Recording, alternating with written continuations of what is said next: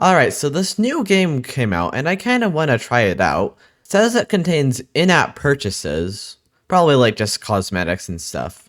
Alright, so, ooh, this looks interesting. Ooh, I see a chest over there. Let me just go. Is this what it meant by in-app purchases? Okay, I'll buy the movement package. Now let me just jump up. Pause. In this game, everything that you're able to do, you're going to have to buy. And this ranges from you having to buy your ability to move, to you having to pay to complete the level. I had a really fun time making this game, and I hope you enjoy this video. If so, remember to leave a like and subscribe, it'll help me out a lot, and enjoy the video.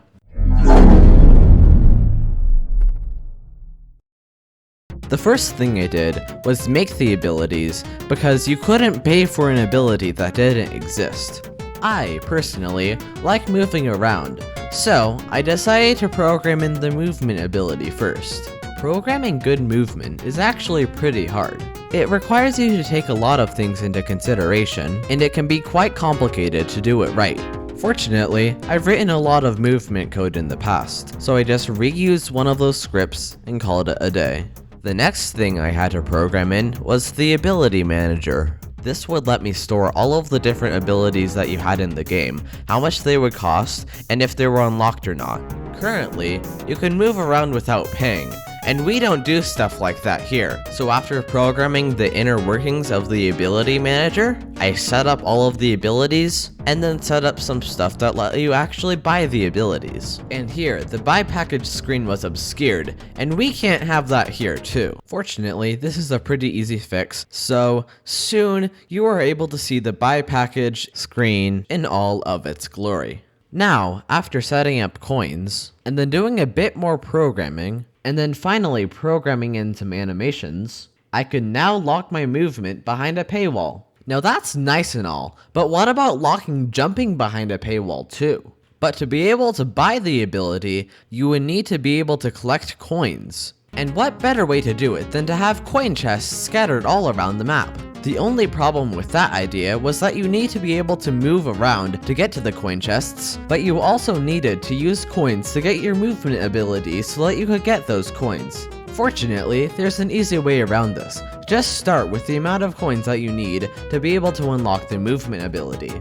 Then, using this movement ability, you're able to move around and collect coins from chests, which in turn allow you to get all of the abilities in the game. So now with the problem of being able to get coin chests fixed, I now need to actually program in coin chests. Alright, so here are the coin chests. They have a little opening animation, and they also play a pretty fun sound when you open them. Now that I had the coin chest functionality done, I needed more reasons for you to open them, because currently, you could only buy the jump ability. I wanted to be creative for this one, so I just stole my previous ability that I had implemented in, and turned it into a double jump instead of a jump.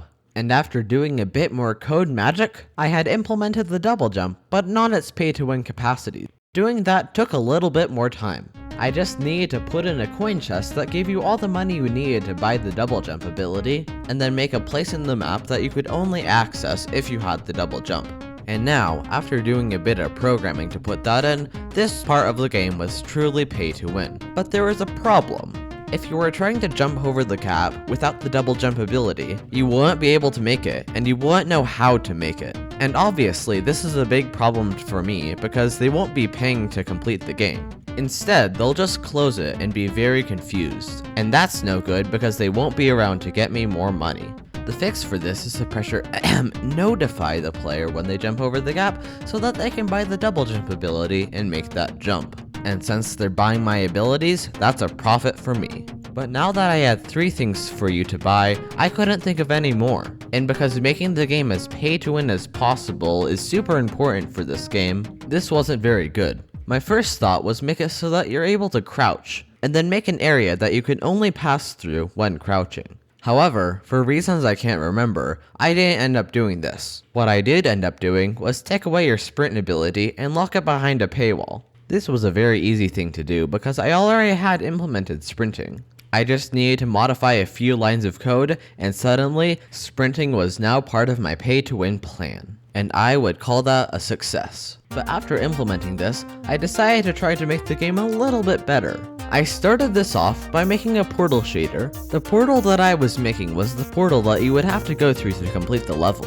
The other thing that I made better was the lava, because currently it was just a static color. Unfortunately, I wasn't recording when I was making the shader, so I can't show you me making it. But what I can show you is the YouTube statistic that tells you that if you aren't subscribed, you should subscribe. Actually, that's not how it works, but whatever. I'm ignoring that fact. But subscription plugs aside, let's talk about how I finished the game. The way I wanted the game to work was that you had a portal that was immediately obvious and enterable, but it required you to pay money to advance to the next level. There would also be a chest that you would immediately be able to see that contained those coins that you need to enter the portal. But with your immediately accessible abilities, you wouldn't be able to get to it. So you would gradually move through the entire level, getting all the abilities you needed to get over there.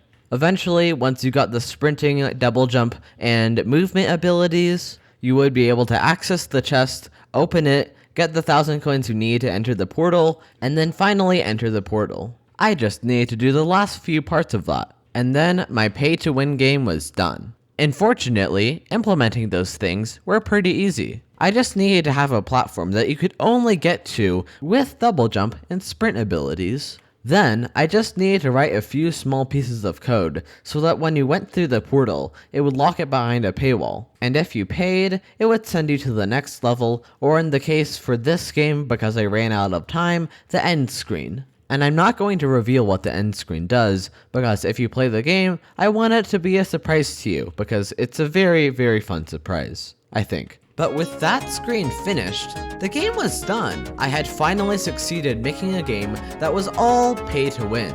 Okay, if you haven't been able to tell, it's just an in-game currency, just as a disclaimer, or whatever it's called. There's a download link in the description if you want to get the game and have fun buying your way to success. But, as promised in the video title, I'm going to speedrun this game. How quick will my speedrun be? What will I do to get that time? Watch through the speedrun segment to find out.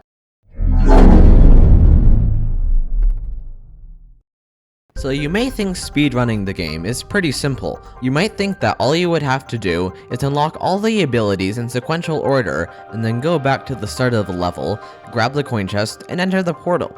And to an extent, you're right.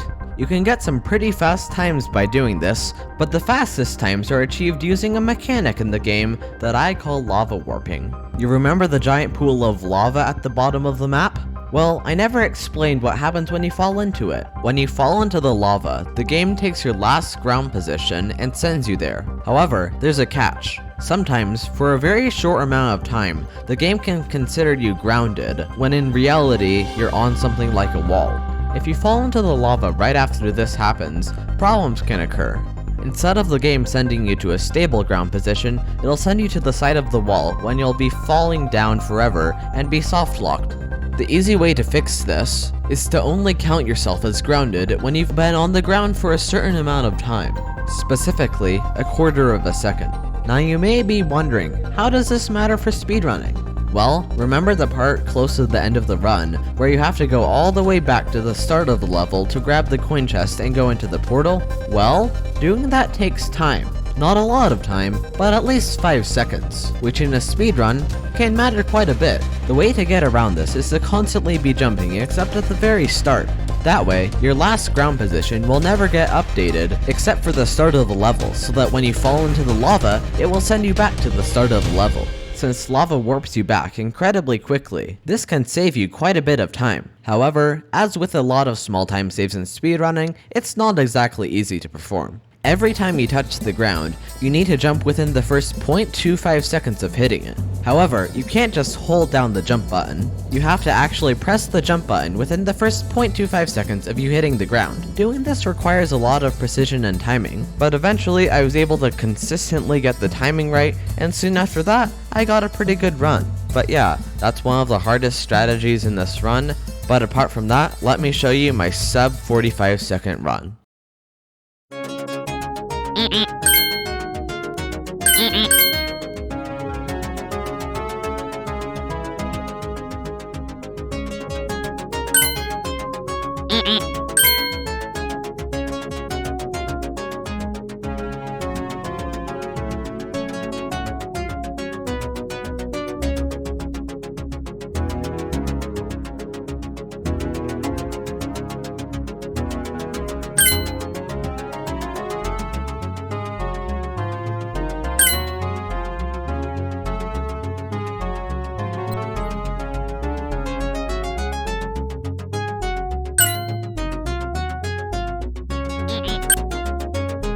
And that was the run. I retimed the run to about 45.65 seconds, and you could probably get a bit of a lower time using the current strategies, but not too much of a lower time. But yeah, that's the run. I hope you enjoyed it. Remember to leave a like and subscribe, and I'll see you in the next video. Bye!